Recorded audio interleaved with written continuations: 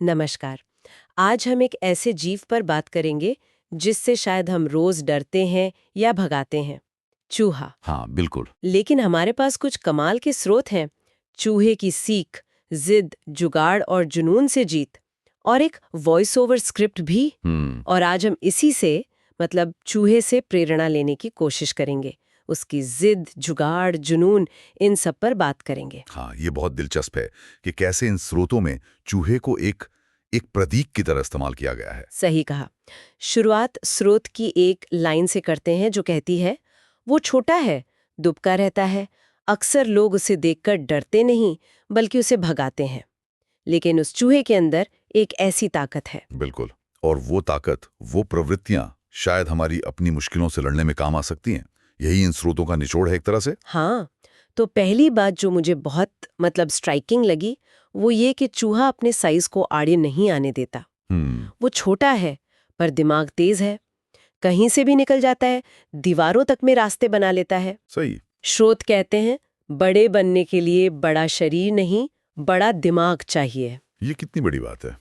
ये सीधी सीधी अडेप्टेबिलिटी की बात है, मतलब हालात के हिसाब से ढल जाना। अच्छा। स्रोत यही दिखाते हैं कि चूहा अपनी कमी को वो कमी नहीं समझता, वो उसे एक अलग तरह की काबिलियत बना लेता है। अरे वाह। नजरिया बदलने वाली बात है कि जो सीमाएं हैं वो रुकावटें नहीं, मौके हैं कुछ नया करने के, जुगाड़ करने के। हाँ, कह सकते हैं। संसाधनशीलता की शुरुआत यहीं से होती है।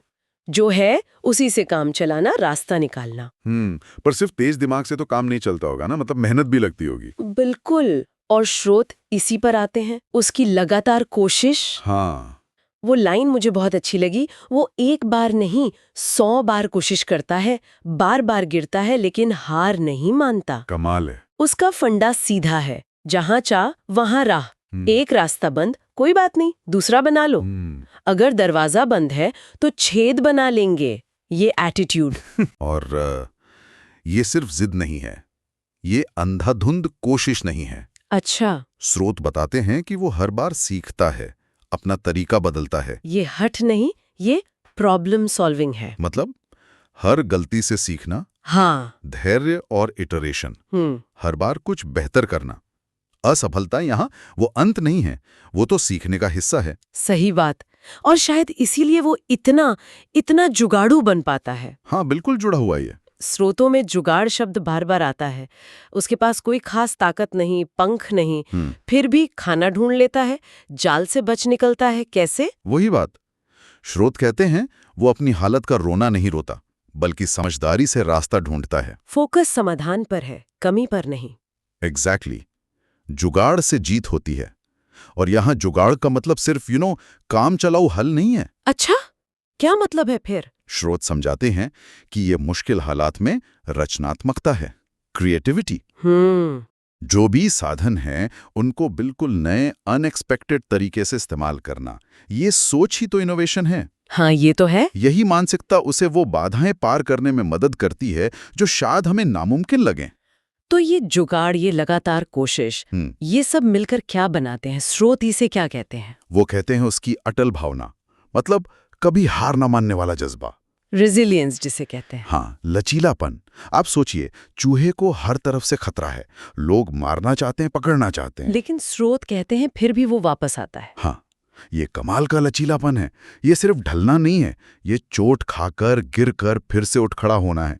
स्रोत बताते हैं कि उसका बार बार लौटना सिर्फ जिद नहीं है, वो जीने की इच्छा है, वो हालात के आगे घुटने ना टेकने का संकल्प है। ये असफलता को प्रोसेस का हिस्सा मानना। बिल्कुल। वो लाइन याद है ना, असली योद्धा वो नहीं जो कभी नहीं गिरा, बल्कि वो है जो हर बार गिर के उठा। क्या बात है।